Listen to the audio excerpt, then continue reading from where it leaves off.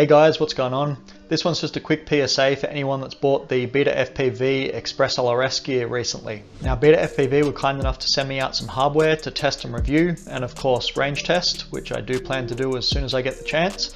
But one of the first problems I ran into straight out of the box was an issue with flashing my 2.4 gig TX module. And the first sign of trouble started when I plugged my TX into the PC using the USB-C cable, set up my preferences in the configurator, and then hit flash and immediately noticed that the module was resetting over and over again, and eventually the firmware upload timed out and failed. And the reason that this is happening is because there's a 100 nanofarad capacitor missing on the enable line of the ESP32 microcontroller that BETAFPV are using in this module. And when I say missing, I don't mean it was supposed to be soldered onto the PCB, but it's not there. What I mean is it's actually been missed in the circuit design stage for this module. Now this is a known issue with the ESP32s, and it only affects a small percentage of chips. And you can see here on the ESP32 dev board, they've added this same 100 nanofarad capacitor to the enable line to prevent this from happening on the small amount of boards that do get affected by it. Unfortunately, what this means is that a handful of the BETAFPV TX modules are going to repeatedly fail to flash via USB. So with the USB flashing not working, the next thing I wanted to try was uploading via Wi-Fi instead, and that didn't work out either.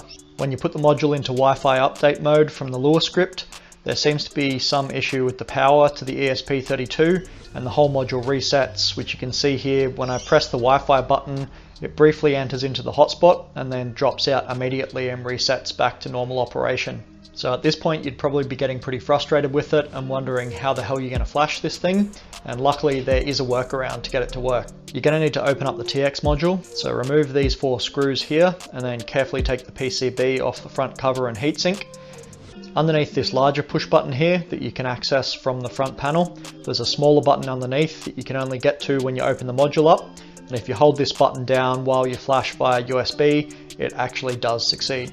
So you can see if we plug this into USB now and in the configurator hit flash again, and then we immediately hold this button down and wait, we should eventually see the flash process start properly as it should.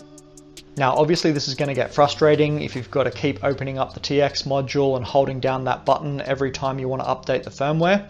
So there is a way to fix it for good by manually adding the 100 nanofarad capacitor yourself. You can buy these capacitors from places like DigiKey, but this exact same value capacitor is used on many of the dead flight controllers and ESCs and things like that you have laying around in the drawer.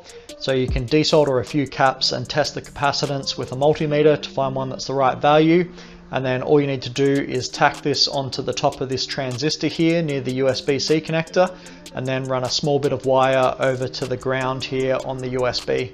Once you've added that cap, you should be able to plug in via USB and flash without holding down that button anymore. Now, as I said earlier, this issue should only affect a handful of the ESP32 chips, so I'm hoping that not a lot of users end up running into this particular issue.